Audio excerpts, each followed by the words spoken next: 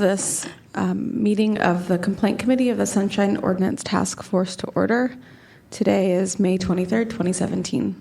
Please call the roll. On the call of the roll, Member Wolf. Present. Wolf present. Member Hinsey. Hold on. Thanks. Present. Hinsey present. Chair Tesfa. Present. Tesfa present. We have a quorum. There are no agenda changes that I know of. Thank you. Item 2. Next on the agenda, item number 2, approval of the April 25th Complaint Committee meeting minutes. Do we have a motion to approve the meeting minutes from April 25th? So moved. Second. Can we take that by acclamation, or should we take public comment on that? Is there public comment on the minutes from April 25th, 2017? Seeing none, can we take that by acclamation? Thank you. Next on the agenda, item number 3, public comment. Members of the public may address the committee on matters that are within the committee's jurisdiction but not on today's agenda. Is there any public comment? Seeing none, we move to item number 4. Next on the agenda is item number 4, file number 17016, claim filed by Jerry Dratler against Ben Rosenfield and the Office of the Controller for allegedly violating Administrative Code Section 67.21 by failing to respond to a request for public records in a timely and or complete manner. At the last meeting of this committee, the committee did find that the task force has jurisdiction in the matter, and they made requests for the complainant to provide certain documents which are in your packet. Yes, and we've heard this item a number of times. Do the members have any specific area they'd like to focus on? I do, but I would like to hear from two of you. No? Okay. It's fine. So, of course, we'll give the petitioner 3 minutes to present, but I would like you to focus on identifying where in the packet, or identifying in the packet the draft version versus the final version that you were looking for, or what you were given as the final version and how that does not compare to the draft. Good evening. My name is Jerry Dratler, and I filed a complaint against the controller regarding 3 bond expenditure audit reports prepared by Cumming Construction Management. The Citizens General Obligation Bond Oversight Committee, CGOBOC, has 2 primary responsibilities: oversight over the spending of general obligation bond funds and oversight over the City Services Audit, or CSA. I filed a sunshine request with the controller for copies of the 3 bond expenditure audit reports prepared by Cumming, and was given 2 of the audit reports that were in final draft form. And I think that's where the area of confusion exists.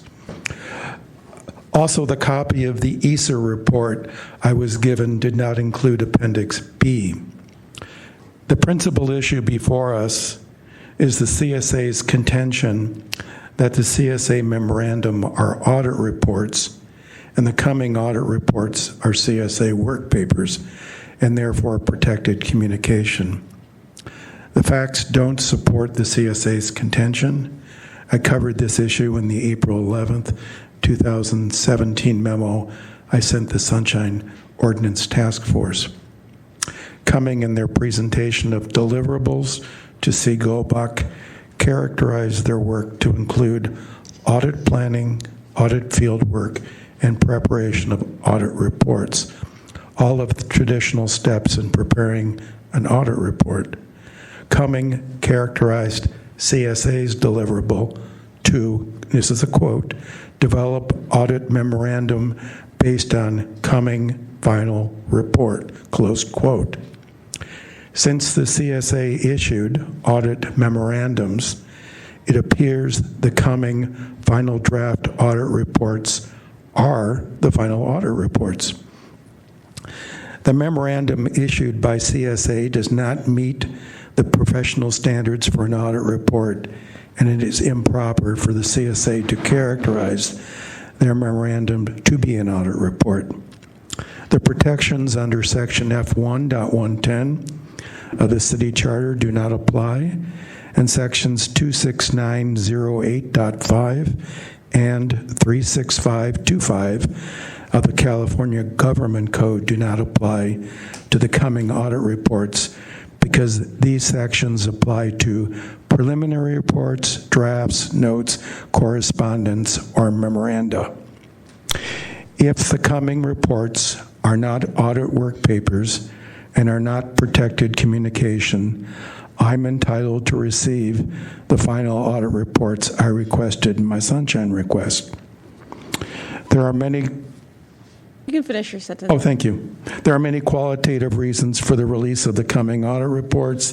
The CSA audit memorandum exclude critical audit report findings. It is not clear how much of the $70 million in preliminary audit findings in the road repaving and street safety report became final findings. It is not clear how much of the $13.8 million in preliminary audit findings in the ESA report became final findings.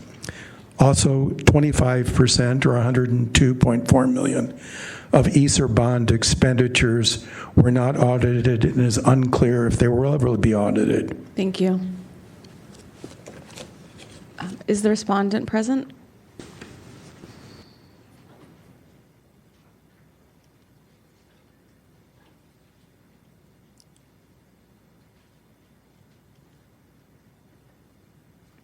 Please give the Office of the Controller 3 minutes.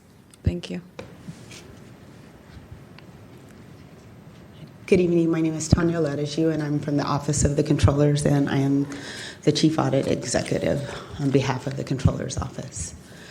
I have to say I'm not sure what I'm responding to because there are many things that have been brought up, and I believe what we are supposed to be responding to is the fact that we have given him all of the documents.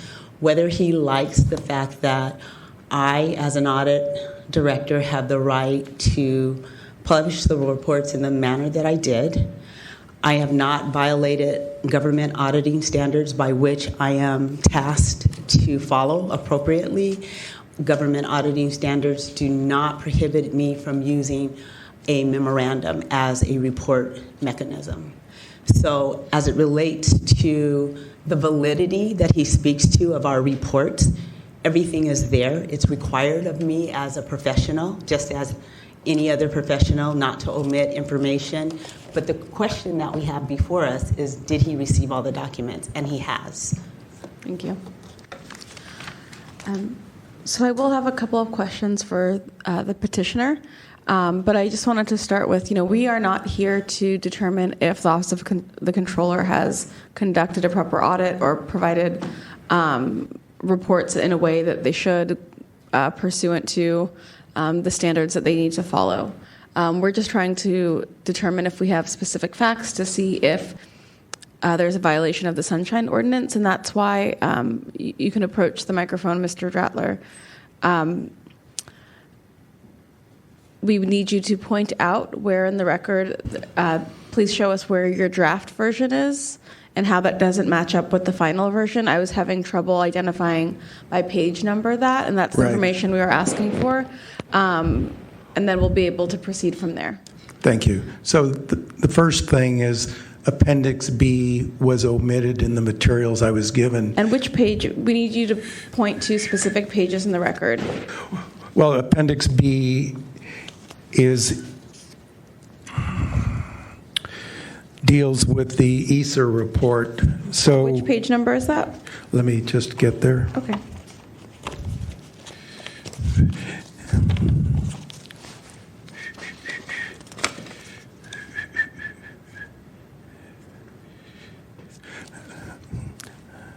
I'm sorry, it's Appendix A. So if you look at the table of contents, Sorry, that's page P what in the packet?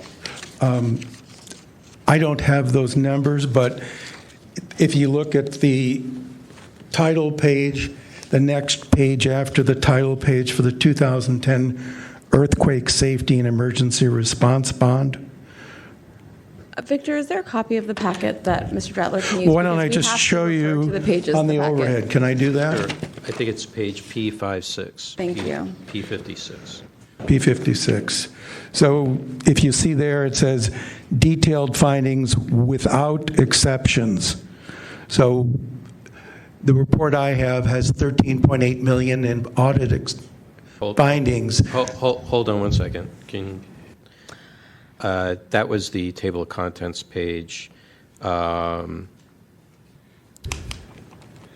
So I'm seeing a cover page that says City and County San Francisco General Obligation Bond 2011 Road Paving and Street Safety Bond. Is that the correct appendix? It says Appendix A, Detailed Findings and Observations. There's a page that says 2010 Earthquake Safety and Emergency Okay, hold on. Response Bond. Earthquake.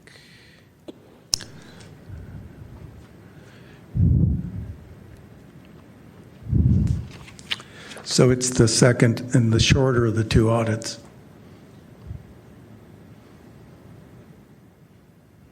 Earthquake Safety Response Fund. And it's the table of contents page.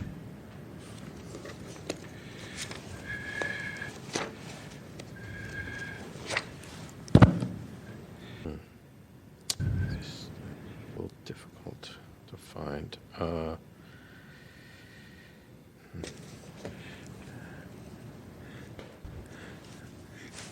I could show you what it looks like on the screen. Yeah, can you, at least so we know where we need to be, I think it's page 211, 2010 Earthquake Safety and Emergency Response Bond, Expenditures Performance Audit, Final Draft, March 29th, 2016. Is that correct? That's the cover page? Yes, that's correct.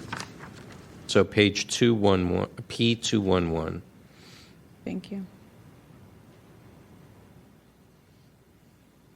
So there's no way for me of knowing of the 13.8 million in preliminary findings, how many of them became final, because detailed findings without exception, which is Appendix A, I was never given. So this says that this is the final draft. So you're saying there was an earlier draft? I'll say I don't really know, and that's what's got me a little confused. I've been a CPA since 1972. I've never seen somebody issue a final draft report that became a final report without the word draft removed.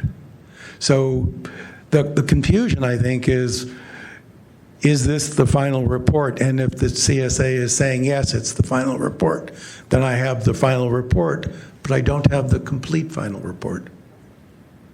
Member Wolf? I have a question for the Controller's Office. I'm sorry, can you repeat your name again? Tanya, thank you. If I can address you by your last name. Ledger. Okay, Ms. Ledger. So is it a regular practice of your office to produce final reports in this manner by memorandum? It's a regular practice. You can go on our website. You can see the different types of reports and the ways that we make these reports. As I explained earlier, and you weren't here at that particular meeting, so Cummings, as an example, is an arm to my organization. Mm-hmm. And they've come in and helped us do work. And when they finish doing their work, it has to go through our internal control process by which all of our work goes through. They're submitting work papers. We're responsible for the work that's done. We need to ensure that it meets all of our standards. We sit with them, we go through it, we sit and we work with our client, our arm, if you will, and as they're working with our client. Cummings works with us. Cummings is your client? Cummings is a client of mine that helps me to do work, okay? He's a contractor. Is a contractor. That's yes. not a client. Well, he's my contractor that works alongside me as though they were staff. Oh. They are helping us accomplish a task in our work, which I understand. We have the right to do. But isn't the client actually the city? The client is the city department. Right, okay. Just want to be clear because, okay. So when when Cummings finishes their work mm-hmm. and you cross all the Ts and dot the Is, then what happens to? And I took, just as I did in this case, I took that work and I took it so that it was consumable by the public, because it was extremely line by line, very detailed, and we needed to make sure that our public could understand what we were saying from the work that was done. And where There was that? nothing, Where was that posted? It was posted on, it's on our website. On the website, okay. Yes. Great. If you go out there, the very things that we have given Mr. Dratler are on our website. Okay. As he points out, detailed findings without exception and supporting documentation, those are work papers that are not put out to the public. They're supporting information to how all of the body of this Okay. work has been collated. I understand that part. Who approves of the final audit? I do. You and you alone? Yes, I do. You're given it? I have the authority. I'm the audit director. You have the authority from the controller does not sign off on it? So I'm just trying to understand the chain of command here and how the decision-making process works, because from what my understanding on official reports and things like that, they may have to be accepted by the city administrator or by the board of supervisors or something like that. I sign Okay. off on every audit report. Okay. I am the official auditor of the city. Got it. Mr. Rosenfield holds the auditor controller, and he does the controller work, and I, on his behalf, I handle all of the audit work. Okay, forgive me, it wasn't, and Okay. not derogatory at all, I just don't understand Okay.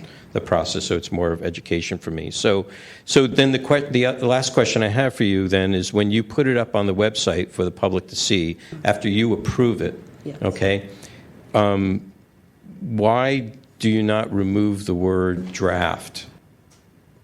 That's not on our website. If you go to our website, you will see this document, and you will see the two memorandums which we publish, which are what Mr. Dratler has Okay. as well. So he has the final documents posted on our official website. Okay, thank you. Okay. Are there any other questions? I guess the only question I have for Mr. Dratler, what more are you needing at this point? I'm not quite following. Thank you. If what's on the website and what you have is the actual final report with the memorandums stating that it's been quote-unquote certified by Ms. Ledju, what we're looking at here in our packet shows the final draft. What other documents are you expecting? Right. So one thing I would like to clarify, the client is the Citizens General Obligation Bond Oversight Committee, who asked for, again, they're responsible for them overseeing bond expenses, that they're proper, and that's what the audit was, engagement was about. So that's who the client is. The one thing I would like to deal with is, I don't think auditor independence has anything to do with the question before us.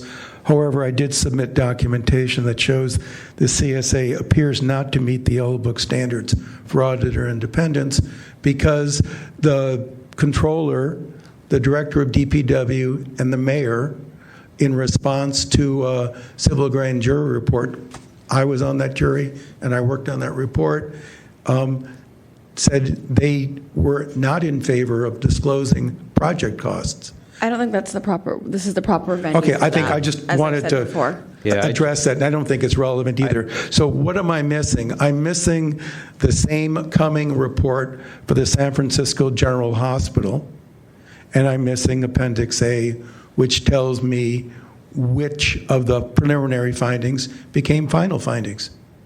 And it's not a work paper, it's the schedule that says of the 13.8 million of preliminary, how many became final. So I want that, and I want the same coming report for the San Francisco General Hospital. And neither of these reports, or any of these reports, are on the website. I don't think that's really germane. They are documents, and the public is entitled to see them if they so request. I looked at the links that were provided to us at the last meeting, and they were on the website, so I'm not sure. The memorandum are on the website. Memorandum on their website. So the link that you're talking about, correct me if I'm wrong, is a link that was a file hosting site that Cumming used to transfer documents to the city controller's office, Right. which is not the same thing as documents that are publicly posted. It was, I agree. okay. But again, I've been asking for the coming audit reports. Let's be real clear on this. There are audit reports and there are audit memorandum. And the controller posts audit memorandum, which are not audit reports. They gave me, the secretary of the GOBAC, who happens to also be the controller's secretary, sent me final draft copies of 2 of the reports. Thank So you. why not send me the 3rd? Member Wolf? Okay.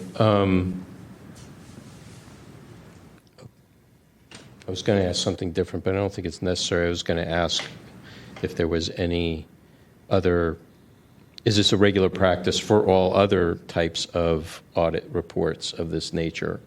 And if so, then it would be clear that, a document that would be usual and precedent as part of that package is missing.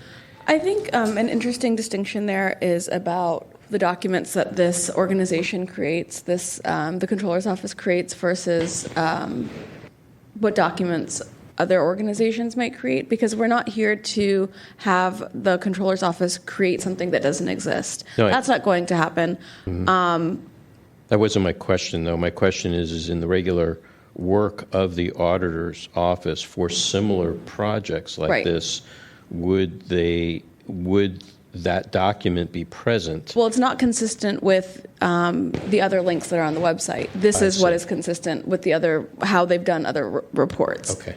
But we can't really speak to whether that's consistent with practices in other organizations. So then the only other question I would have is the petitioner just alluded that he did receive the 2 reports and not the 3rd from the controller's office.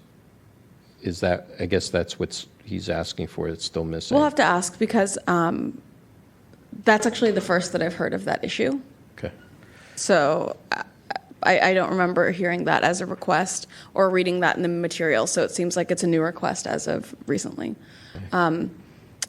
Perhaps the controller's office can speak to that 3rd report. So, as I've stated before, all 3 reports are on the website. As it relates to the final SFGH report that Mr. Dratler is speaking to, what I chose to do this time around on this 3rd report was we worked much more closely with with Cummings. And so we were working with them. By the time we finished working with them, it was already, we had it submitted in our normal format that we wanted to see it in, where we worked right alongside with them to get it to where it needed to be, almost as a finished product. So are you saying in usual cases, they are submitting a draft to you, and then there's the Yeah. final memorandum, but in this case, because you worked so closely with them, it went straight to final? Right. We just had a final document, and that's what I've issued him. And I would really like to say this because I've spent a lot of time with Mr. Dratler, and there's nothing personal about this. This is all, and as a member of the public, and as in my position as a public servant, my goal is to serve. My goal is to provide. And as the auditor, I have no reason to hide documents. It would not benefit me, nor the organization, our integrity, nor the citizens of this county or city. And truly, we have given every document. And if anything else, it would be, I'd have to recreate and make it a draft if I get that simple about it. And it's no disrespect to you on the board. I have nothing more to offer. Thank you. Well, I mean, we don't want you to create a document that doesn't exist. That is counterintuitive to our goal. So at this time, I'm not sure what the motion would look like to the task force. I don't think we need to have another complaint committee hearing on this. The real question is, do we have the facts together to, do we have sufficient facts together to forward this to the full task force for review? I think the outstanding issue on the hospital is the one that we're going to, is the pressing issue. There was no draft, there was only a final version. Ms. Ledeschi has indicated that they strayed from the common practice on that issue, on that audit. And I'm not sure what to say about that, but. Yeah, we can't control how people do their work, in that way. The question is whether It exists. whether there's, it's not, is there a kind of a policy for the way things are supposed to be done? And if you stray from that policy, are you now non-compliance with that policy? Okay, that's one question, okay? And then if documents were not produced that should have been produced, that's we're not even asking for new documents necessarily be produced. Documents needed to be produced and weren't produced. I don't know if that's an issue here or not. And so I'm not necessarily sure about that, how all that works. My only question here is whether Mr. Dratler had finally received all the documents that he was asking for. The second question is at the time of his complaint, did he get that? Because the task force hasn't had an opportunity to rule on this yet, to either order or not order the respondent to produce those records. So that's really the question. It's a question of at the time of the complaint, whether there was compliance or not. So I think going forward with this item, I think the only motion that we can make has to do with that timeliness issue. So it would need to be limited to that because it's not within our jurisdiction to make a determination on how the controller conducts their audits. And it is not in our purview as well to, there are no facts to indicate that this final report from the hospital, that there was a draft report that ever existed. We don't have facts that show us that, or that indicate that at all. So I would be comfortable if someone would like to make a motion on the issue of timeliness. Are we taking any rebuttals? Sure. Oh, yeah. I think we should take. Okay. Member Hinsey, is that okay? Yeah. Okay. I'd just like to make sure that we're on the right track. Can we hear from the controller's office, a 1-minute rebuttal?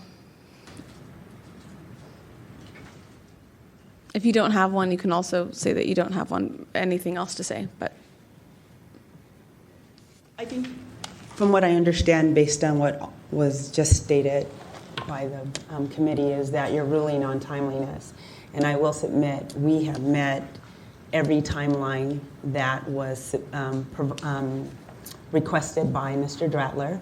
And where we needed to invoke more time, we did so. And we have full documentation that we met each request timely, without fail. thank you.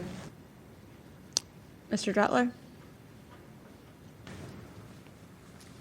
1 minute. One clarification I'd like to make is the audit memorandum for the San Francisco General Hospital didn't come out until March, and everything else came out in July of the previous year. So the timeliness really isn't an issue. No, we're talking about timeliness of response to your request. Yeah, I understand. I'm not interested in wrestling over that. The only thing I think is, and I can understand, this is new to me, that there is no coming report for the hospital, which was an $800 million expenditure, which seems improper, but it's outside your purview, and I'll deal with that on a professional level. The only question I have, I think is the only open item, is am I entitled to Appendix A, which is a detailed findings without exception? I'm not looking for Appendix B, the supporting documentation, but I am looking for the findings without exception. which is really critical because if someone says the preliminary findings are 13.8 million, the question is, so what's the final findings? Thank you. Do we have a motion?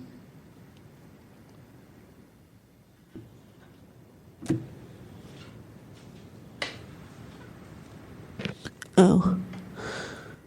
I'll make a motion on timeliness. I don't know. Is it 6725A?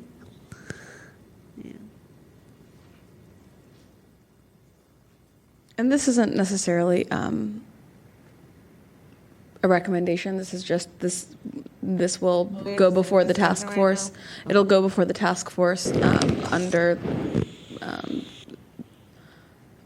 as a complaint under that ordinance or that portion of the ordinance.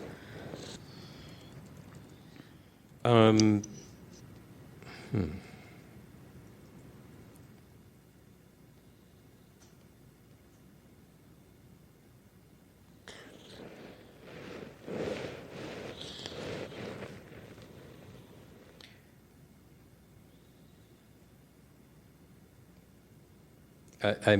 just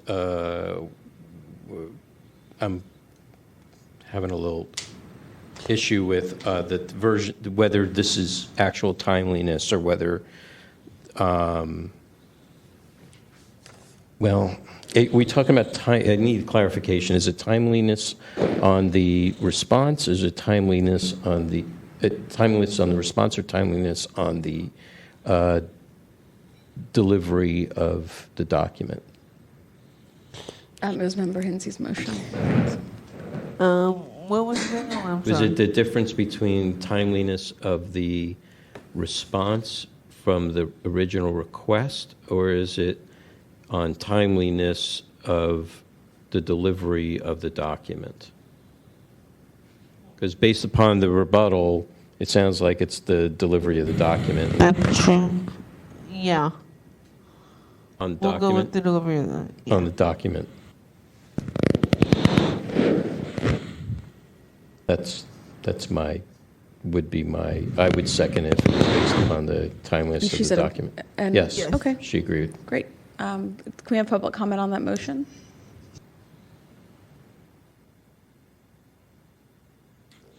And I just would like to note that the original complaint had to do with just failure to respond to the request at all, as well as on the justification for withholding. It wasn't on timeliness originally, so that would be. Oh, it's failing to. Failing to respond. Okay. It was 67.21B, I believe, and 67.27. Bit of a confusing piece for me.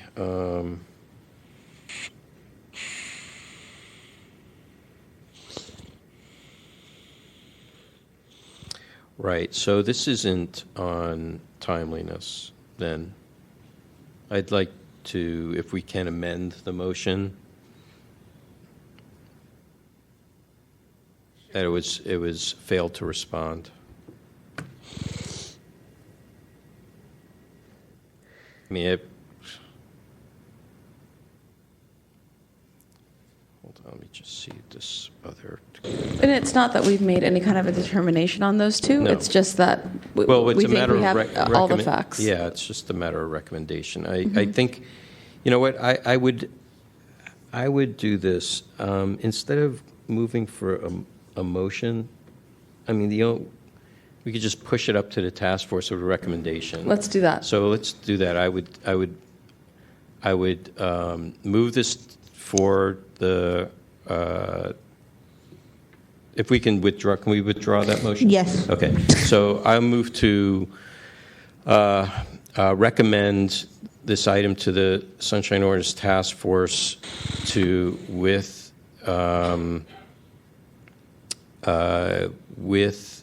on items to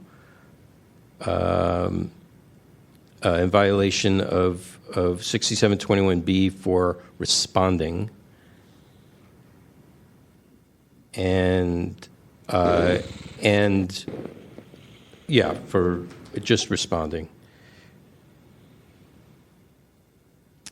And as far as the justification for withholding records, I think the 67-2027, I think the explanation that Ms. Litigio provided with regards to her process, I'm satisfied with that. I'll second that Okay. as a recommendation. Just to confirm the motions to find a violation, recommendation to find a violation of 67.25B for failure to respond in a timely manner? I believe that was the original, wasn't that the original complaint? No, it wasn't in a timely manner. I thought it was 67.21 for failing to respond at all to a request, and then Right. 67.27 for failing to provide complainant with justification for withholding. Right, so I'm not interested in the justification withholding because I think that was explained. How about 67.21B? That's what I'm Okay. referring to, yeah. Great. So it's failure to The respond. failure to respond. Okay.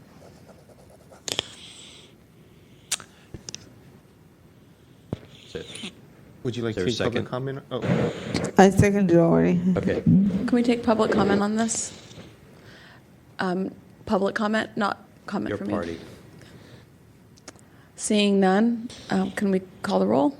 on that motion, Member Hensy, Aye. Hensy, aye. Member Wolf, Aye. Wolf, aye. Chair Tesfa, Aye. Tesfa, aye. The motion passes. Thank you. The parties will be notified when this matter is scheduled before the full task force. Thank you. Thank you. Can we move to item number 5? Next on the agenda is item number 5, file number 17027, complaint filed by Anonymous against Ann Brash, Christine Silva, John Rayam, and the Planning Department for allegedly violating Administrative Code, Section 67.21 and 67.25 by failing to respond to an immediate disclosure request in a timely and/or complete manner. Can the petitioner please approach the microphone? Okay. If they aren't present, should we hear from the respondent? Yeah.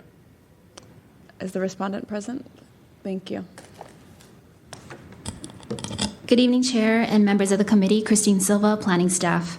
On Tuesday, February 21st, the Planning Department received an immediate disclosure request via email from James Russell requesting information related to the CEQA categorical exemption and checklist for the project at 2650 Hyde Street. Upon receipt, staff reviewed the request and on the following day, Wednesday, invoked an extension due to the need to compile electronic information per State Government Code Section 6253. On Thursday, March 2nd, staff completed review of the records and produced those records via email with attachments. As of March 2nd, staff considered the request complete. On Monday, March 6th, staff received an additional email from the requester, unsatisfied with the records we provided, while also questioning and disagreeing with staff's analysis of the project. After internally reviewing the email, staff provided a document, a plan set, which was responsive to the requester's additional questions, and also which was previously a responsive record to a December request with the same requester. The complainant alleges that we are in violation of Admin Code Sections 67.21 and 67.25. That assertion is incorrect. The requester was notified of the extension before the close of business the next business day, and the responsive records were produced to the requester within the 10-day extension. Regarding the March 5th email from the requester, it is not uncommon for this requester and other requesters in opposition to the project on Hyde Street to send daily emails with elaborate lists of questions and comments to our staff, often with questions and requests we previously addressed or records previously provided. In spite of this, we do our best to respond to the emails received and produce responsive records when asked of us. Also of note, during this request period, staff did reach out to the requester offering to set up a meeting to address his lists of questions. We thought it would better address everything, but he refused. I do have a copy of that email exchange should you want to review it. That concludes staff's comments. Happy to answer any questions. Okay. Do we have a motion to find jurisdiction? So moved. Okay. Any public comment on that? Motion for jurisdiction. Good evening. My name is Ellen Sang, and I'm supporting the complaint. This is regarding a CEQA report, which is a California Environmental Report, a public record related to... Ms. Sang, so this is just on whether we have jurisdiction over the item. Okay. Is your comment on jurisdiction? Oh, no. Okay, Yeah. you'll have an opportunity soon. Thank you. I'd also like to note that the information is public. Thank you. We have a motion to find jurisdiction. If we could just take that by acclamation, would be great. Okay. Mm-hmm. So do we have any comments from the public on behalf of the complainant? Ms. Sang?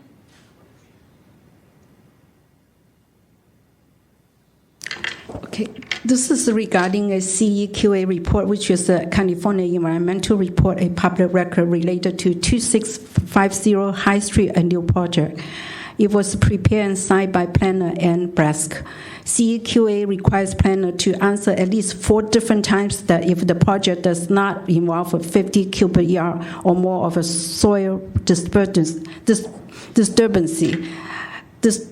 of soil is earth movement that affected the adjacent neighbor's life and property. In the past, engineer Whitehead submitted his report testifying that the same owner of 2650 High Street will remove 296 cubic yards of soil. But at that time, planning failed to state the project involved more than 50 cubic yards soil disturbance. This caused our building to shake and vibrate. History should not be repeated. The respondent just now did not even tell you what document they actually produced. They actually just produced 20 pages of plans that were submitted by the owner of the project to the respondents. But respondents refused to identify the specific page of the plan to complainants' numbering request and failed to provide responsive answer to the request. For example, planner Brask failed to provide document that this project does not involve 50 cubic yards or more of soil disturbance. You should order them to identify specific pages of plan that is responding to the numbering request and provide responsive answer to each request. As the respondent promised they would put that email to the complainants repeatedly, but failed to keep the promises. Planner Brask stated in her email April 7 and said to the complainant that he will return on May 11 and will respond upon her return, but he also failed to respond. Please find jurisdiction and violations. Thank you. And I have to tell you, when you say the what is the 50 or whatever the amount is, you have to have engineer have to stay in the 260 F5 and then have a stamp. If they says that that's less than 50 cubic yard, then they must have document to support that should be produced. And also that you cannot say that they have a 20 pages of plan, and all 20 pages it responds to each and every request. I believe you should file violations. Thank you. Okay.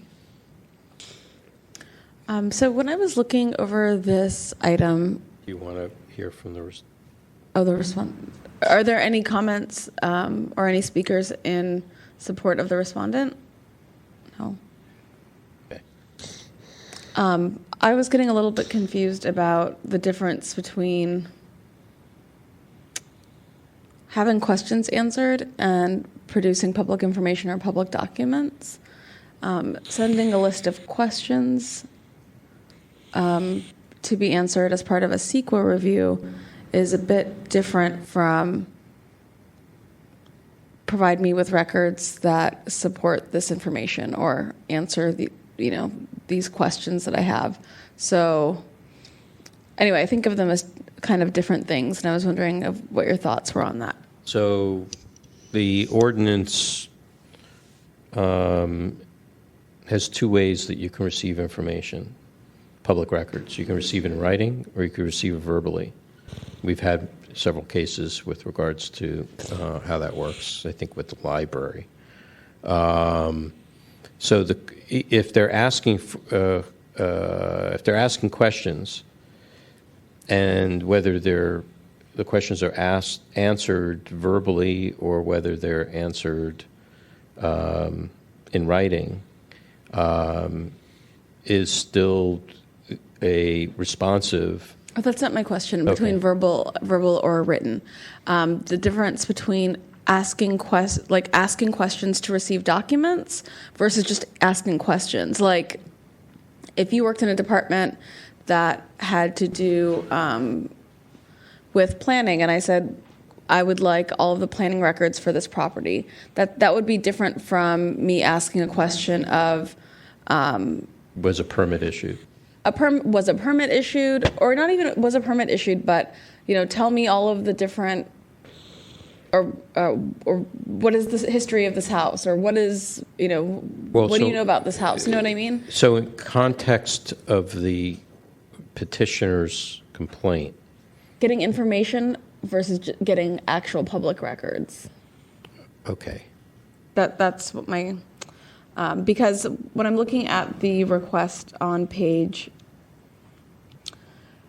532 of the packet, I see, please disclose according to what section and subsection of the planning codes, other regulations, design guidelines, public notice, or specific page of plans the planner used to conclude and determine. And then they have 8 different things. So providing those documents is different from explaining why those documents led to a certain assertion, and so by the department. So I'm unclear as to how this was not responsive. Let me just read through something like that. I think it's problematic that the petitioner is not here to answer these questions. Yeah. And rather than go into this honestly any further, I'd rather just move this to another meeting. I'm sorry that the department had to come with the petitioner not here, but I can't have those questions answered.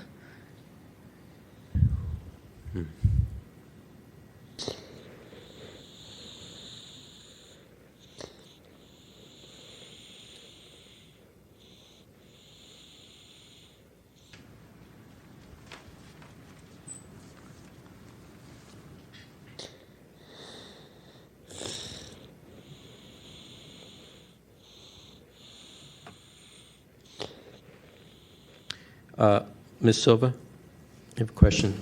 The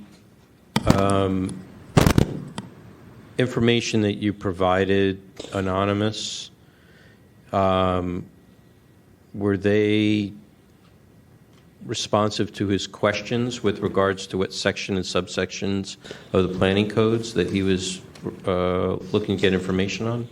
So in this case, our staff did provide answers to the questions. They were attachments to an email that we produced to him.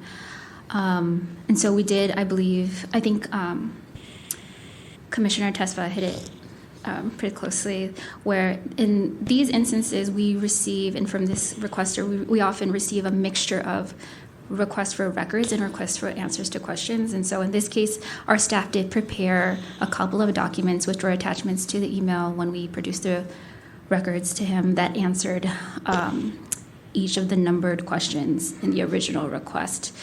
And so I have actually printed copies if you guys didn't click on the attachments in the electronic document where our staff reaches out to him to try to clarify questions that he had. Well, I mean, can you answer if we went through, basically he has, I think, maybe four direct questions.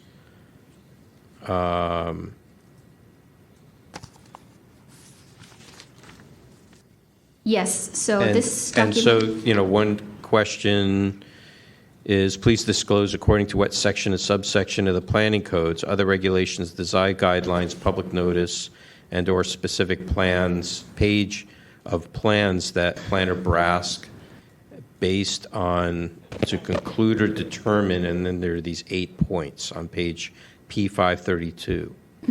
Okay, and then there's step 3. Part of this, I can't make out what that, if that's a question or not. Right, This looks so- like they used just pointing out some anomaly there. Step 4, please disclose according to what section, subsection. Did you provide responses? Yes, I have a Tim, of copy that? of that printed PDF here, if you wanted to review her responses. Yeah, please. Thank you.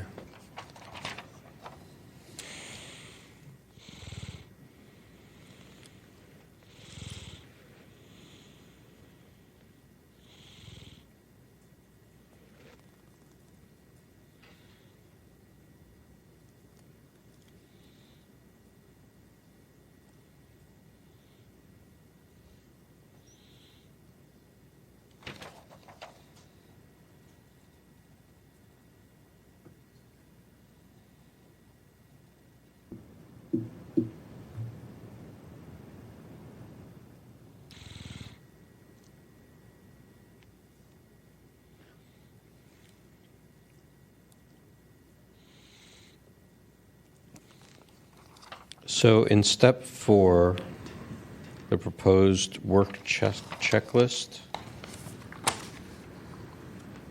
Let's see. Please provide planning codes that classify change of use. Please provide what is this project's scope of work, the date. So I don't see those questions answered. All I see here, your response is the new project is not change of use and is not new construction. But if you're moving even 50 yards of cubic yards of dirt, isn't that a change? Something's going to happen there, isn't there? Right, we A would change of something, or We call that an addition/alteration. okay, So just to step back, these questions from this request are actually in response to a previous request where we provided him what's called a CEQA categorical exemption determination. And I have a copy of that as well here. So there are, a planner would use this checklist when reviewing a project and go through and determine whether or not a project meets the scopes or kind of scopes of work. And so this February 21st request is in direct response to questions he had about this document that our staff produced, if that helps. okay. I'm just, I don't want to kind of get in the weeds of this, but I just find it interesting that the requester's saying this project involves window replacement. And then you say this project does not involve window replacement. Correct. So they disagree with our assessment Okay. based off of our checklist. Okay, gotcha. All right. Okay. I don't think that is within our jurisdiction per se. I think that the question is whether, I think at this point, the purpose of this petition is saying that there was no response. Okay. So according to let's corroborate this with Ms. Silva while she's here. In the complaint, the petitioner states for Exhibit A on March 2nd, the respondent sent me 20 pages of plans. 20 pages of plans. Did you do so? On, what was the date? March 2nd? On March 2nd, no, we did not send him plans. We sent those later, and we had previously sent those plans back in December as well. He made the original IDR on February 21st, is that correct? Correct. And when did you respond? The next day, we invoked an extension. And how long of an extension did you invoke? The 10-day, Okay. and then we responded with responsive records on March 2nd. Right, that's within Right. the 10 days. March, okay.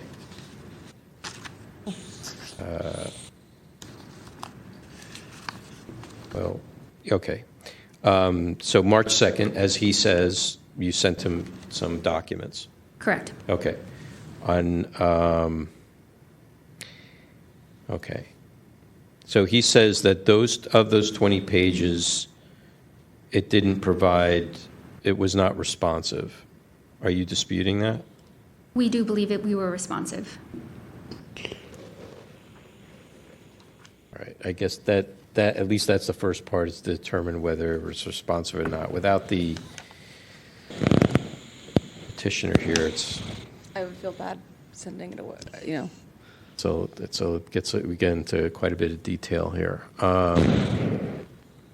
So on March 5th, he emails you asking for specific documents and information. Did you receive that communication Yes. from him? Okay. And when did you respond to that?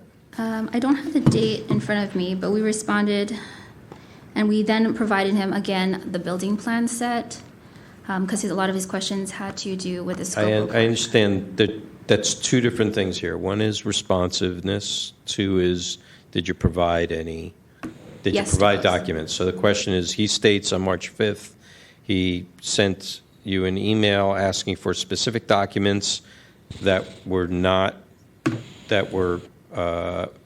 make his original request responsive, that you didn't respond. On March 15th, he sent another email to you reminding you that you didn't respond to his March 5th. So we believe we were responsive and closed out this request on March 2nd. He responded March 5th with additional questions regarding the project. According to him, he responded on March 5th, which was just 3 days later, of the first 20 pages that he received,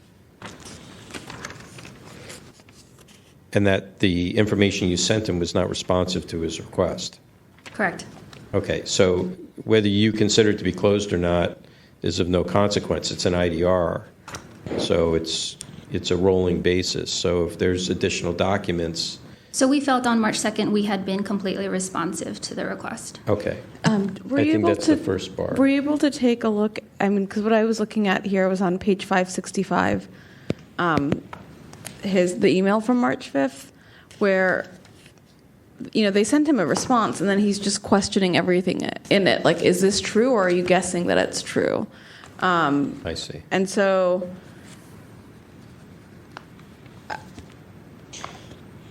if they provided a response, they think that's true. And then for him to send a response back being like, is this actually true, is kind of unfair to say that that's like another response. Fair enough. So okay. So it does sound like that the documents are responsive, but he's just questioning the validity of the veracity, documents. The veracity of it. Okay. Got it. Okay. Okay. That's enough for me. Thank you, Ms. Silva. At this point, I would prefer to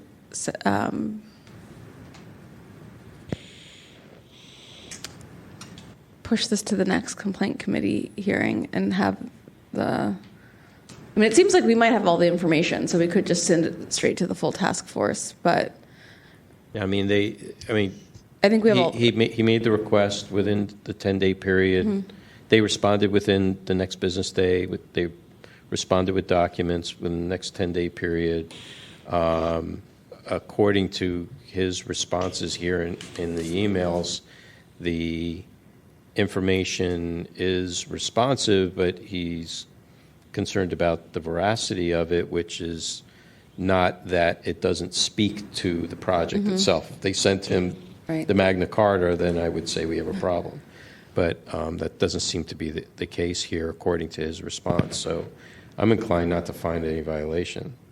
I'm not inclined to find no violation, but I am inclined to forward it to the full task force and let them make that determination. I think we have all of the facts that are needed for that, but I just don't want to. No, I agree. I think that this would be, the recommendation to the task force would be that Or we have all the facts? We have all the facts, right? Okay. Is that a motion? Yes, I'll move that. We move this. Second. Do we have any public comment on that motion? You were party to the, Spoke on behalf of the you spoke on petitioner. behalf of the petitioner. Seeing none, can we take that by acclamation? Or we can call the roll. Yeah, call the roll. The motion is to refer the matter to the full task force, and a report will be given at that time. Correct. Member Wolf. Aye. Wolf, aye. Member Hensy. Member Hensy. Aye. Hensy, aye. Chair Tesfa. Aye. Tesfa, aye. The motion passes. The parties will be notified of that hearing date. Thank you. Item 6, please. Next on the agenda, item number 6, file number 17031, complaint filed by Andrew Boyle against the Sheriff's Department for allegedly violating Administrative Code, Section 67.25 by failing to respond to immediate disclosure requests in a timely and or complete manner. Can you give Mr. Bowe 3 minutes, please?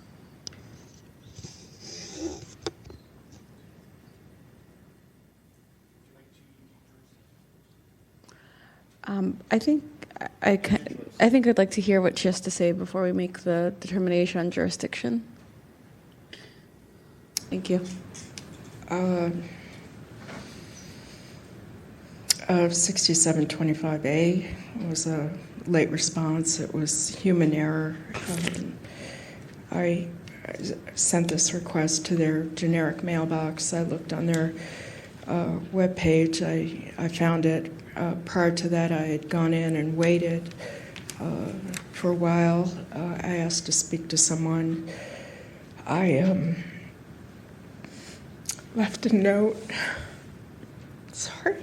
Victor, can you pause for time, please? Do you need to get some water or take a break?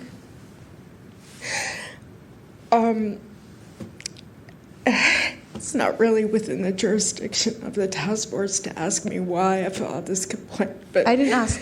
It's not, but you can I start just the want to volunteer the information that someone within the Sheriff's Department did something really horrible to me a long time ago, and it keeps coming up in my face, and I did this. Technically, it's a violation. It's human oversight. But I had other reasons for filing this complaint also. So. Can you give us any more details about, you said failure to respond in a timely manner. Can you give us any more information? Right. I sent the request to their generic Sunshine mailbox with the words immediate disclosure request in the subject heading. I asked for specific information. Why? On which date did you send it? Can you give us some more facts to help your case, please? No? Thank you. April 12th was the original document request. I sent a follow-up on April 19th reminding whoever the custodian of records was that I didn't receive a response. And then I did receive a response on the 19th asking for any further information. It was regarding a civil standby at the Board of Permits and Appeals hearing, but I got the date wrong. And then there were some calls and email follow-ups along the way. That's basically it. It's a late response by a couple days. Whoever was responsible for monitoring this generic Sunshine account just didn't pick it up. That's it. Thank you. Do we have any speakers on behalf of the petitioner? I'm seeing none. Do we have a speaker on behalf of the respondent? Please state your name. Good evening, Mark Nico, and ICCO, Legal Counsel with the Sheriff's Department. Good evening. The Sheriff's Department does have a public records mailbox, as Mr. Bowe sent her request to. Unfortunately, that box was not checked on the 12th or the 13th. It was checked on the 14th when the records request was forwarded to me for review. I did not notice the IDR request on there. It was in the heading, not in the body of the email, which is not Ms. Trabeau's fault. It was an oversight. Once I did get it on the 14th, I did forward it to our City Hall people to try to find out if there were any responsive records. I indicated to Ms. Trabeau that I would find out what responsive records there were. When I did that, there was a response back to me from Ms. Trabeau saying it was a late response. It was at that point that I noticed was an IDR. I did provide the information she wanted. Ultimately, it was not within the 24 hours, however. Thank you. Do you have any questions? I do not. Let's give Ms. Trabeau 1 minute if she would like. Thanks. For a rebuttal. You don't have to if you don't want to, but.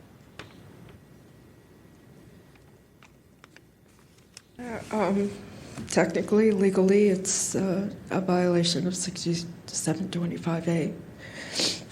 The reason why I did it is what I said. That's it. Thank you.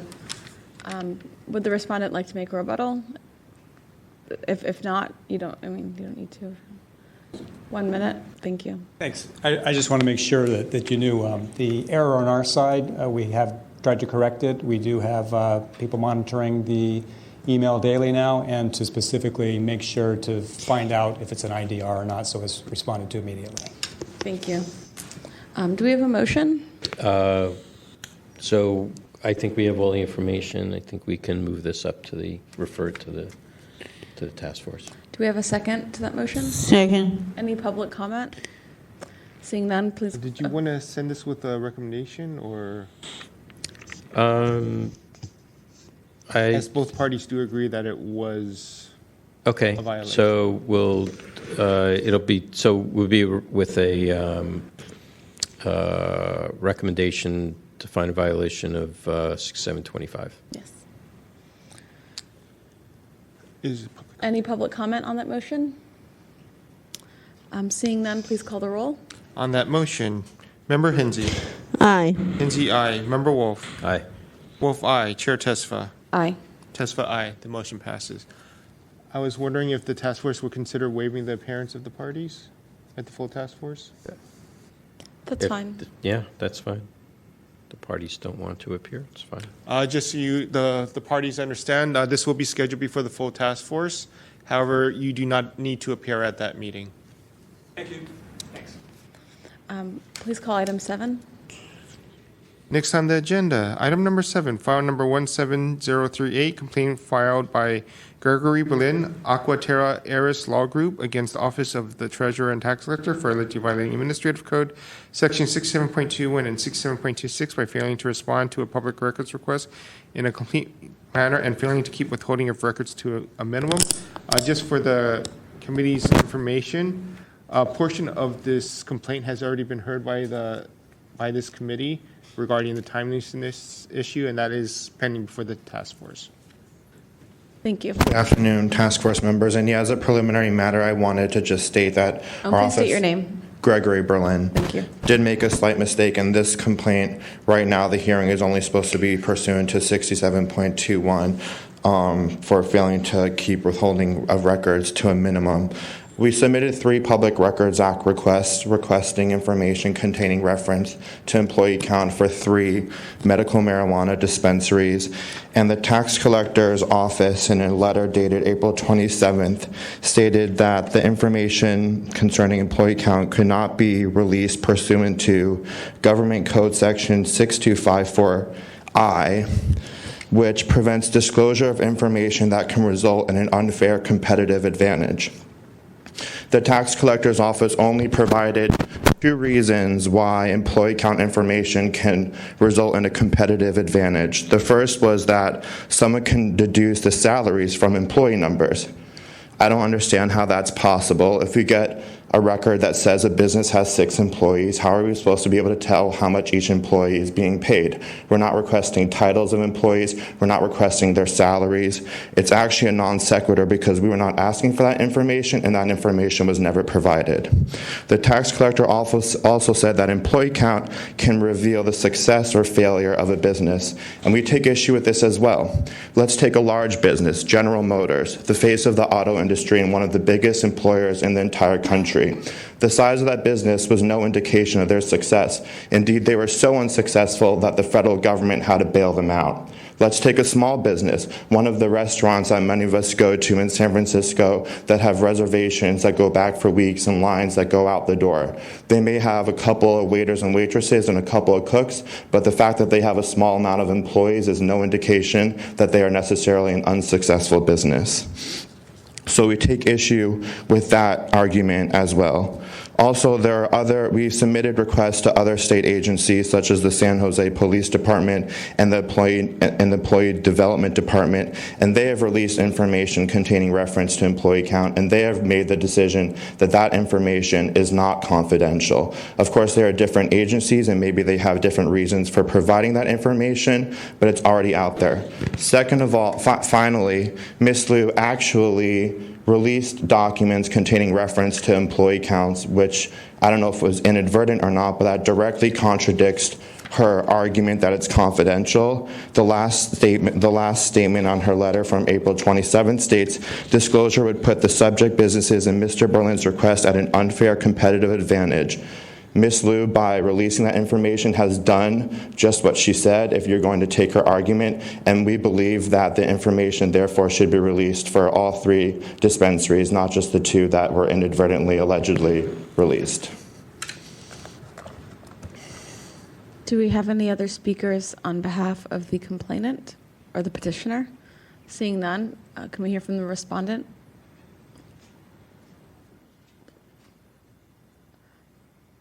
Please give the department 3 minutes. Good afternoon. This is Deborah Liu, Assistant Tax Collector Attorney for the City and County of San Francisco. So we were late one day, and that's already been disposed of, as Mr. Young has mentioned. When we did discover, when we did respond, we produced everything we had, but we redacted that information, which was confidential. The omissions in 2 documents were inadvertent, and under the Ordinance versus City of Los Angeles 2016 62 Cal 4th 1176, that case basically holds that inadvertent disclosure of confidential information is not a way that another party can abuse to admit that we have to give selective disclosure of additional documents. Additionally, what I think happened is, as soon as we delivered the documents, I was calling the opposing counsel to explain our position as well as what we stated on our papers. The April 27th letter was cited, but we actually did respond, of course, like I said, one day late with all the documents. That's redacted. The focus of this hearing should really be whether or not the documents are confidential. While other entities may have given up the information, they're giving a range. They're not giving the exact employee number. We are under a different obligation, and we have a different mission than maybe other departments do. So that would not necessarily put us under the same umbrella as other departments. The information that is provided by the taxpayer to the tax collector is confidential. We want to encourage an honest disclosure of the information, and the number of employees is indicative of how well a business can be doing or not, particularly when you're dealing with similar businesses in the same category. You may have one business that has 4 employees. You may have the next door dispensary that has 100 or 50. We don't know if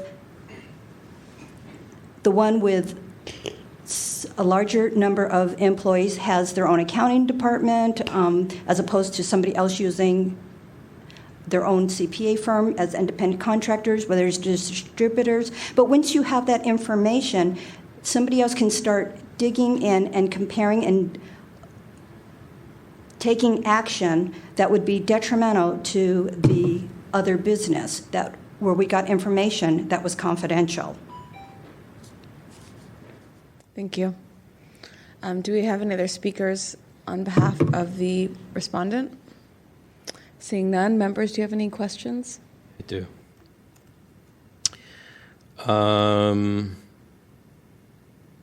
Ms. Liu, so the task force is not in the business of determining the intent of why somebody requests the information. Okay, the response that a respondent might provide in withholding the information must be based upon law, which you have provided under, is this the tax code, section 6254? Is that correct? I think that's the government code. Oh, government code, I'm sorry. So we have it You're under right. the government code, and we have our own tax ordinance, which also states that this information is confidential. I don't think that there's really a dispute as to whether or not it's confidential. It's actually taking it to the second Right, and that goes issue, which is whether or not this is a disadvantage, where Okay, so it doesn't matter if it's the requester that's going to be the Yes, competitor. let me ask my question, Sorry. okay? It'll be more helpful, and we can get through this a little quicker. How do you know that it would have provided an unfair competitive disadvantage to the supplier of the information? It doesn't have to be actual. It's having the opportunity to be a disadvantage. And so how would the petitioner here, the complainant, how did you come to a conclusion that there was opportunity for him? Okay, again, Or it's his not the business. requester, but the issue is whether or not the taxpayer who submits the information, are they at a disadvantage? And the answer is they could be. It doesn't have to be a factual finding that they were. What makes it confidential is the possibility that somebody, not necessarily the requester, but anybody else could use that information to the detriment of the taxpayer. I know, but the law states it in a very positive verbiage, where the disclosure would result in unfair competitive disadvantage, not could. It's not a question of whether it could. It's a question of whether it would, which you would have to have some knowledge that it would, or some evidence that it would result in an unfair competitive disadvantage to the person supplying the information. So if I was a nurse and I had tax information and somebody who had a dog training business wanted information that included some of my tax information, I don't understand how I would be disadvantaged unfairly in my business as being a nurse. A person running a dog training business has there's no correlation. So unless it could be shown that maybe I have an adjunct business that serves convalescent homes, in some way, and that, had some direct contact with nurses that could provide them with some advantage, but you would have to prove that. You would have to bring proof of that.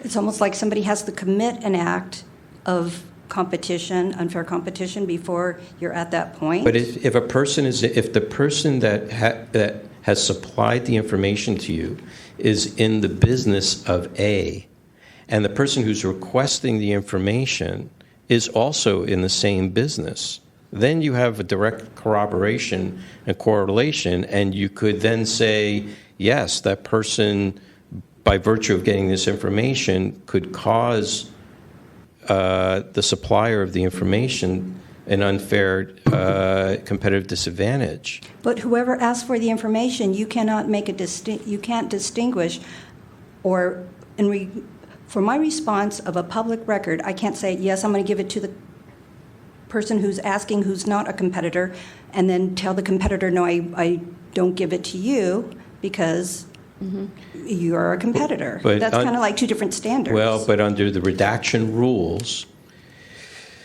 in the Sunshine Ordinance, either the city attorney or the person who is designated to perform the redaction has an opportunity to be able to ask. Is the only time that the Sunshine Ordinance provides the ability to ask based upon intent of what they are asking that information for. And if the authority that is providing the service for redaction determines that it would be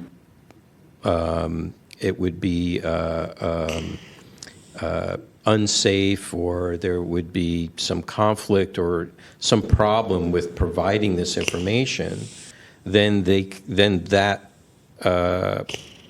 provider can make the decision whether to redact the information or not. That's the only time. The task force can't do that. Only the people that are making the redactions can do that, or the city attorney. Which portion of the government code are you referring to in that? Because that's not something that I'm familiar with. Because, I mean, someone who does not have a malicious intent or a competitive situation could ask for the information and then pass it on. For example, a nonprofit doing a study on these issues could want the information and could publish a report on it or pass it on to other, market participants. So I am a little bit concerned with that. I'll get the section for you. And then my other question for us has to do with what facts do we need to find today to determine if we have enough information to forward this to the task force? I don't really want to make a legal determination at this time on confidentiality. That could be something that the task force does, but what facts do we need? I guess what I'm asking for is... Did she ask? Is they had surmised, without gathering any additional information, that releasing this information would cause an unfair disadvantage based upon Section 6254. And I think the information that needs to be brought, and which is what I was asking about, was proof of that, because the active... They said they didn't ask, so I don't think... Right, but they said it could, or provide an opportunity, which is kind of more conceptual than it is actually knowing. And the way the law is written, it is pretty clear that you would have to know that it would. Right. So you asked. So I guess you asked the fact. You asked about that fact. She said she did not ask. So I think that we have that, but the legal determination we can kind of leave to the full group. Can I on that fact ask something? The problem is it okay? Yes. Okay. Oh, okay. Thank you. The problem is when we ask somebody something, it's not under penalty of perjury. We can get any response that would hide the true intent. It makes no sense. That's why we read the statute broadly, that the possibility of this unfair competitive disadvantage, as long as it could be probable, possible, that's how we have to protect the taxpayer. That's our job. That's our duty. I understand that. But by the same token, you have to also go by the letter of the law. And so that's kind of, in your presentation, I'm reading the letter of the law at the same time, and I'm not getting the same, it's not corroborating for me. That's what I'm contending here. I'm trying to find this redaction area. Here, 6725C. It states where a record being requested contains information, most of which is exempt from disclosure under the California Public Records Act and this article. However, the city attorney or custodian of the record may inform the requester of the nature and the extent of the non-exempt information and inquire as to the requester's purpose for seeking it in order to suggest alternative sources for the information for which may involve less redaction or otherwise prepare a response. We did discuss that, and that's when Mr.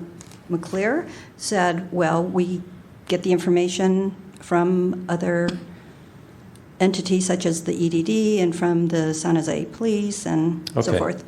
All right, so, I guess the only the thing that comes to me on this, if the information could be found in other venues, and this venue has made a decision not to release the information, the question is does it jibe with the law? Does it corroborate with the law? That's the first test. Okay, second test is what I'm challenging with regards to the testimony from the tax collector with what the law says. Yeah, and that's fine. I'm here trying to focus on, do we have the facts for those questions? It sounds like you've been able to pull some of those facts, and then the full task force can make the determination. Yeah. But it sounds like the office did not do an inquiry as to whether the disclosure of information to other persons would result in an unfair competitive disadvantage. Right. I think it's fair to just clarify for the parties here. Our job here is just to determine whether there's the task force. We have enough information here for the task force to be able to make a decision, kind of go through it and make a decision.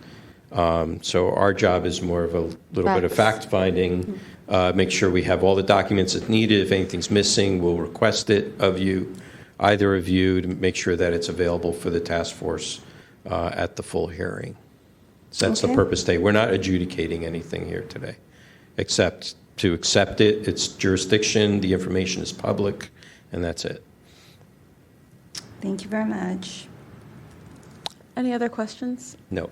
So I move to refer this matter to the... Well, we never did a finding on jurisdiction. Oh, okay. So now that we let's do found that this first. information, it sounds like we have the information to make a motion on jurisdiction. So let's do that. So I'll move... You will, but this is just on the finding of jurisdiction. We need to hear some of the facts about what information. Right. So I move to find this in jurisdiction and that the information is public. Do we have a second for that motion? Do we have any public comment on that motion? Seeing none, let's take that by acclamation. Now I would like to hear a rebuttal from the tax collector, and then the petitioner will have the final word. Ms. Liu, do you have a rebuttal? 1 minute, please.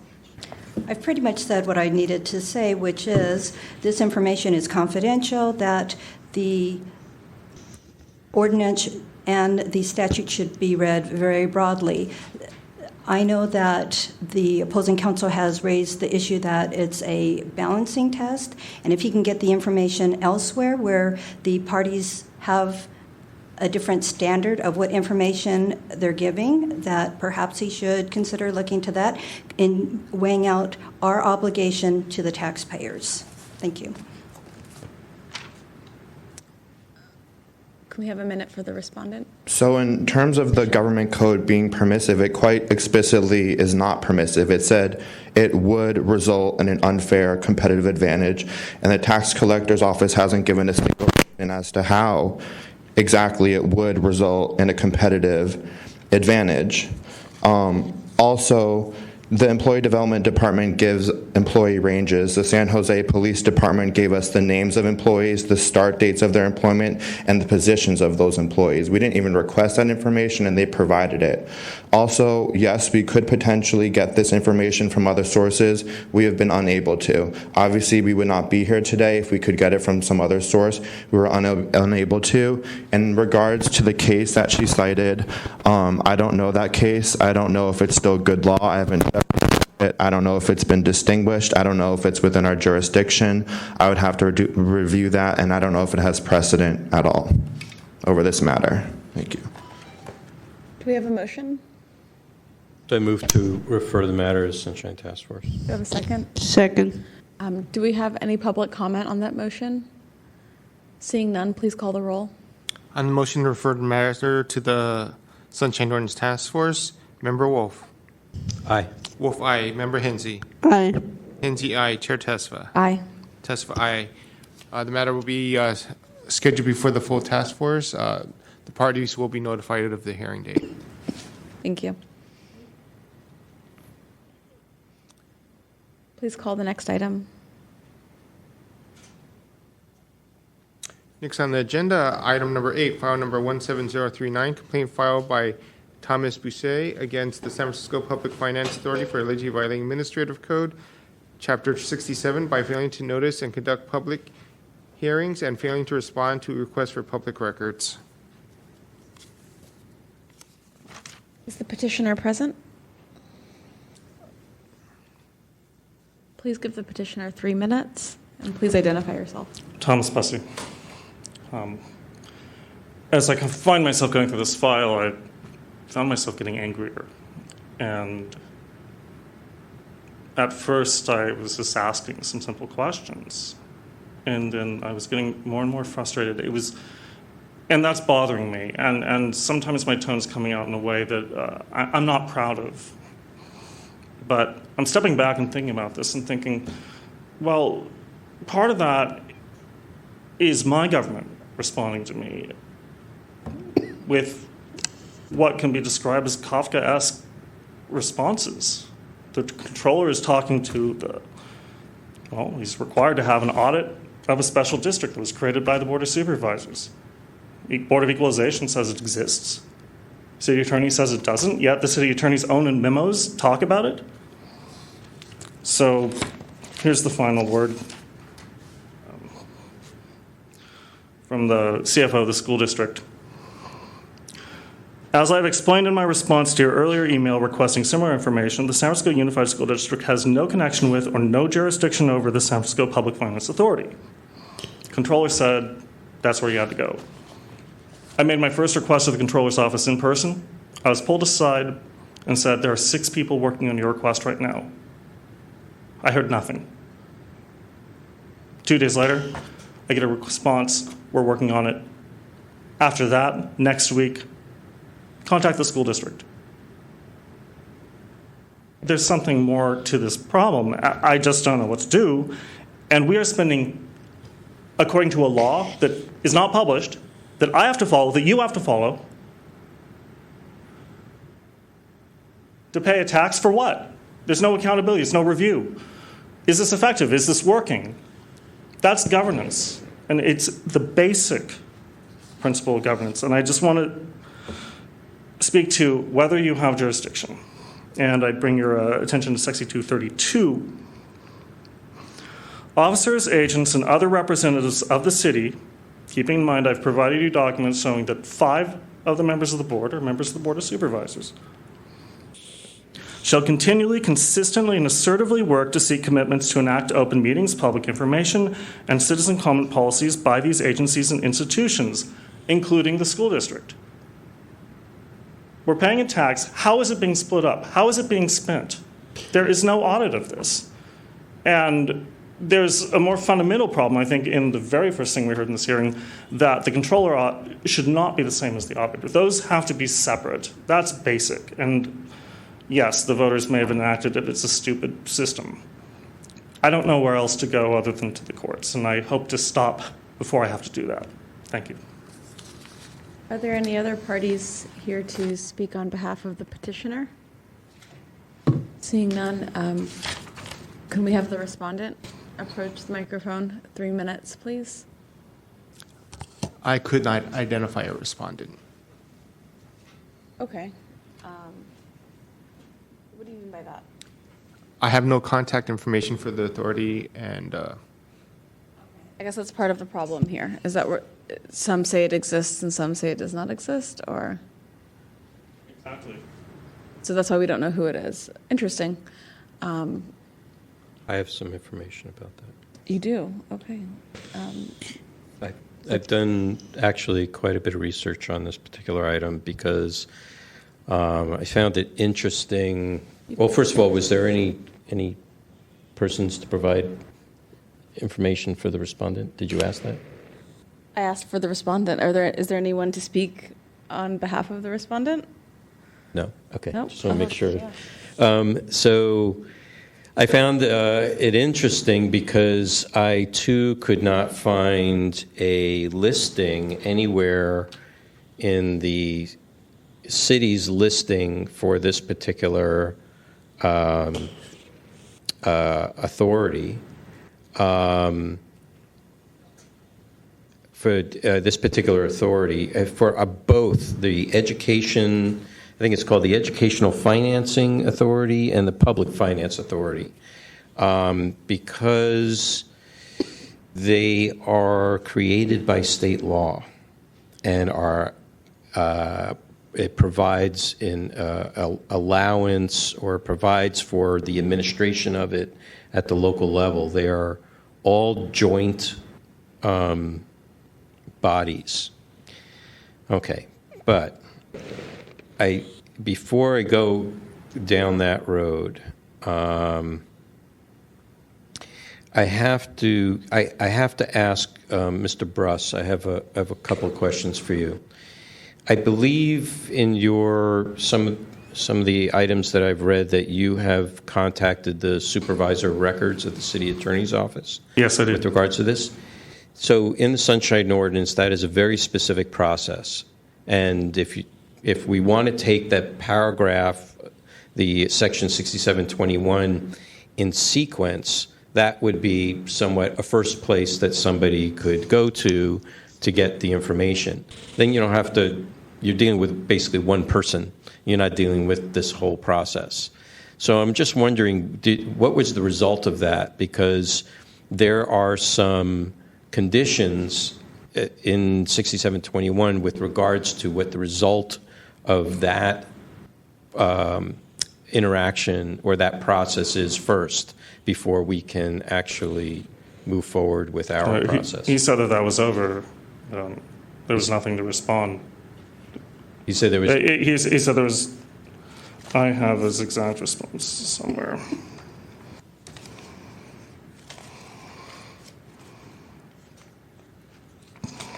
So did you file a formal complaint, a formal request or a complaint with the supervisor of records? Yeah, Bruce something. No, I do have it among. I'm just looking for an audit. Really, Let me ask while you're looking. Let me ask it. There's really two different questions. One is, did you invoke the process, the Sunshine process, with the supervisor records, or did you... With the city's attorney's office, you mean? Yes. Yes, I did. Yeah, the city attorney is the supervisor of records. Okay. So did you invoke the Sunshine process with them? Yes, I petitioned to... You did? Yes, I did. Okay, great. That's very helpful. Okay. So, let me get to that section here.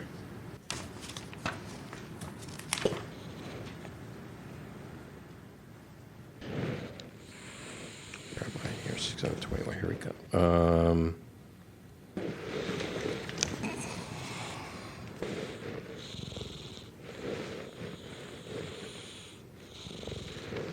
Did you receive the determination in writing? In an email, yes. Okay.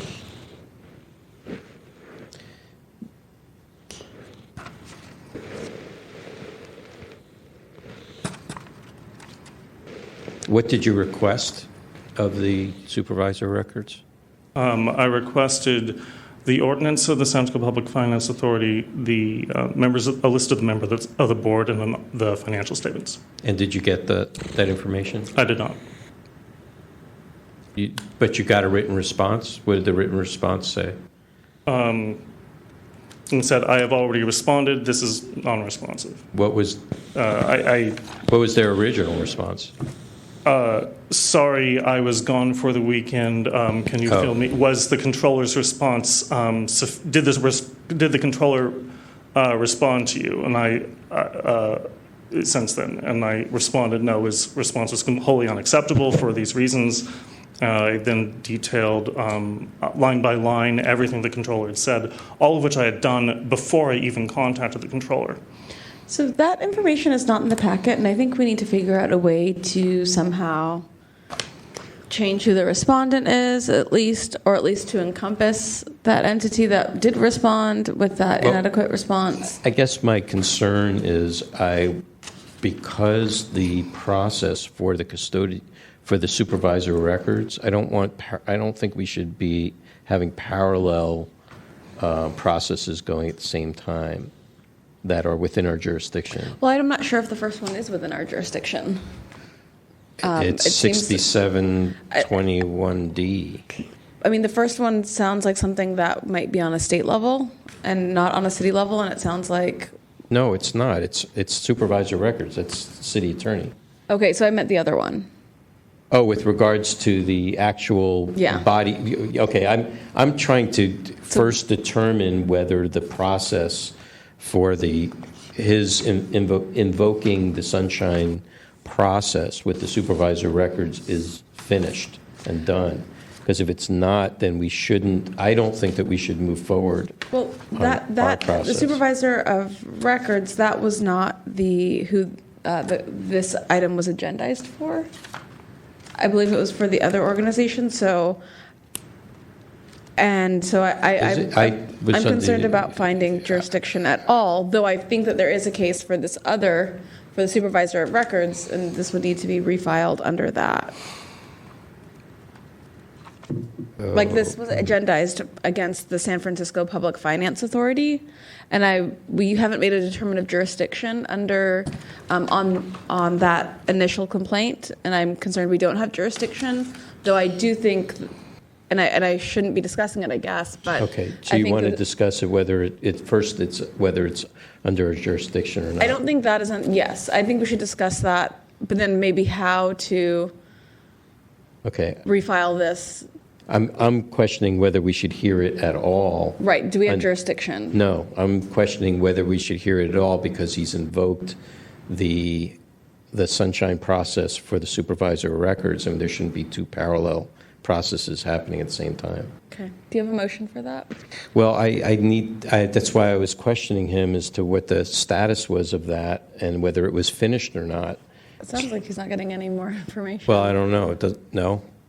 Yeah, it was very clear in that email that I would never hear anything from him. Okay.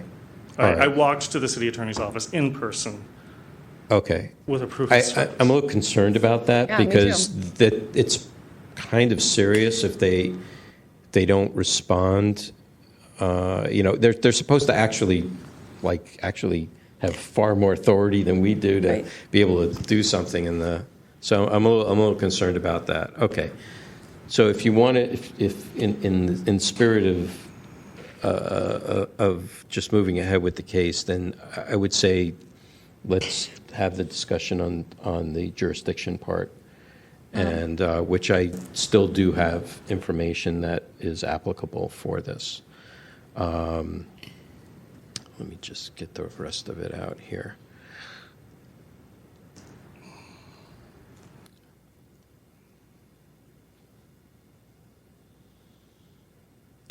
Okay, so I believe this. Let me get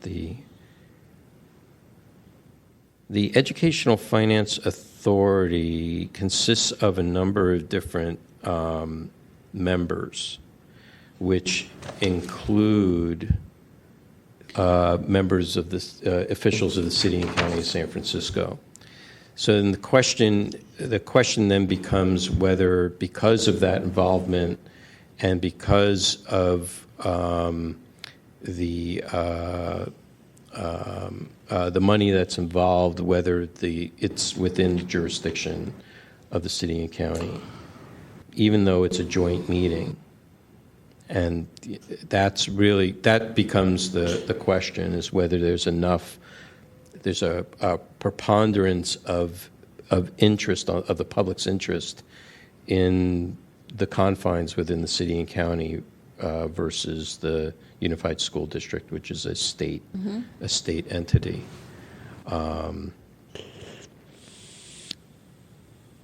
me just, I did find the response. okay. Which was?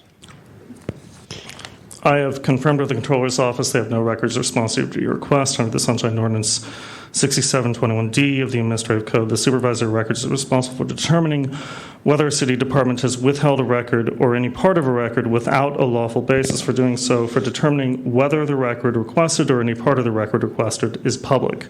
Here, the department has not withheld or redacted any records. Therefore, there is no issue for the Supervisor of Records to address, and we consider this petition closed. So Thank you. did they state whether they felt that it's a city or state body, or the city has jurisdiction on it or not? My very first records request was to the Controller's Office. Now, I've provided you documents that show the Controller under state law is required to make sure that every district within the Controller's jurisdiction has an audit. Therefore, the Controller has to have an audit of a district, unless the audit doesn't exist, in which case there is a very serious problem, which is what I think is actually going on. Okay. But All right. I've showed documents from the Controller's Office Okay. referring to this agency. Okay, I'm just going to dispense with that. So the research I've done on this is the state law that creates both of these bodies, which would be the San Francisco Educational Financing Authority and the San Francisco Public Finance Authority. They are local agencies, first of all, which brings them under the CPRA and the Brown Act. Okay, that's the first thing. Then the question is do they apply to the Sunshine Ordinance, would be under our jurisdiction? Or are they local agencies of the city and county, which would automatically do the same?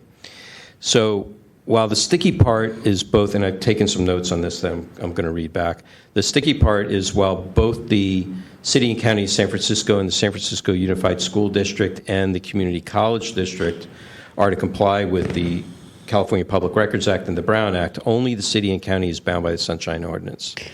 But in my opinion, since the imposition of a tax would be on the residents of the City and County, and the administration and the burden of the ballot initiative is also under the jurisdiction of the city and county, thus the taxpayers, there seems to be a preponderance and gravity towards the city and county be given more weight in the best interest of the public for these bodies to come in compliance with the Sunshine Ordinance.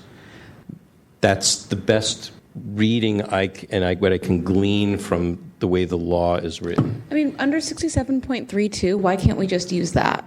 I think that really shows the intent of the ordinance to, as it says, ensure opportunities for informed civic participation, embodied in the ordinance to all local, state, regional, and federal agencies and institutions with which it maintains continuing legal and political relationships.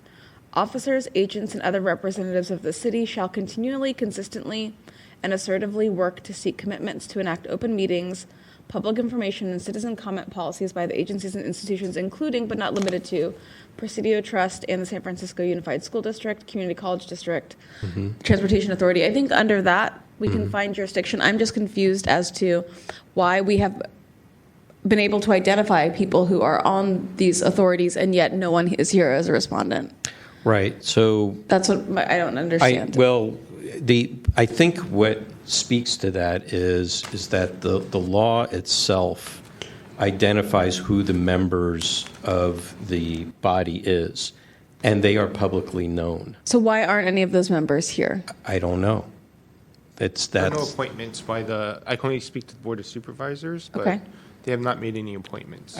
And I know from having been in so many school board meetings that when an issue comes up regarding this authority, they basically recess the main meeting. Then they call this authority to order. It's like one item. It happens very quickly, and then it closes, and they go back to regular business. Who is it that listens to the item? Sorry? Who listens to the item? The school board. Okay, so why isn't anyone from the school board here? I don't know. Well, they would have had to have been notified. Okay. And invited. So what I'm thinking at this point is that we need to move this to the next meeting of the complaint committee. We are ending at 7:30, and we need to find jurisdiction on the next couple of items. Okay. For our clerk to reach out to the members of the school board Okay. So for them to appear. For the Educational Financing Authority, the Board of Directors shall consist of members of the governing boards of the Unified School District, the Community, and the Community College District. I'm not concerned with them. Mine only is about the Public Finance Authority. Educational Finance Authority stopped in 1993. Okay, so if it's not that, then for the Public Finance Authority, the members should be 5 members from the county boards of supervisors, 5 members from the governing boards of the school districts in the county.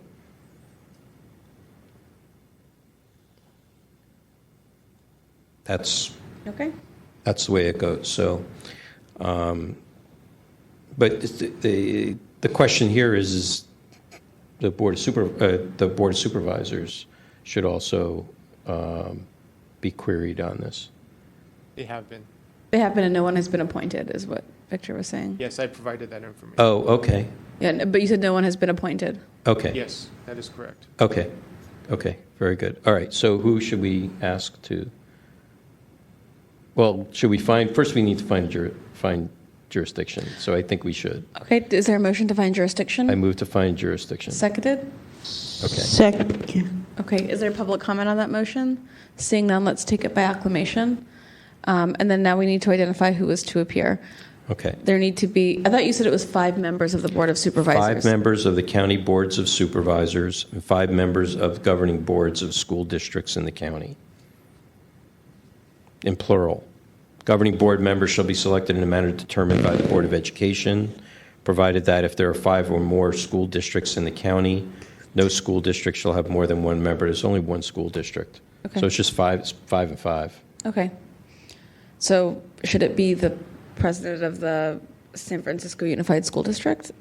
I would say whoever's there should be A representative of the school district and a representative from the Board of Supervisors. So, Victor, please arrange for that. Thank you. So I would like to table this item and have it appear. Not tabled. Oh, sorry.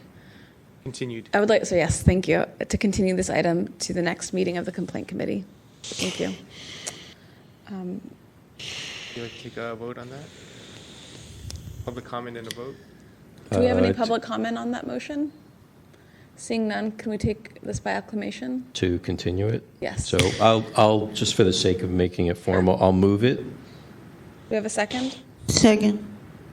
So Do we have any continue. public comment on that motion to continue this item to the next complaint committee meeting? Seeing none, let's take that by acclamation. Okay. Thank you. So, Victor, for the next, If thank possible, you, Mr. Busey. If possible, I'd like to call them together. This is That's what I was going to Yes. request. Yes, please do that. And the following items are scheduled before the committee. Determine whether or not the task force has jurisdiction and determine whether or not the records related are public pursuant to Sunshine Ordinance Section 67.21E.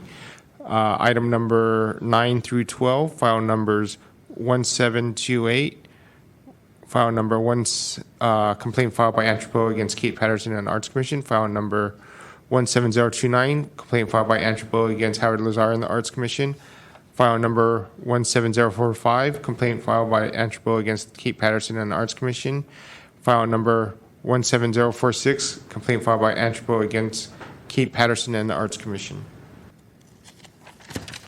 So I move to find all those items in jurisdiction and any information that was requested and not provided to be public, the information to be public. do we have a second? Second.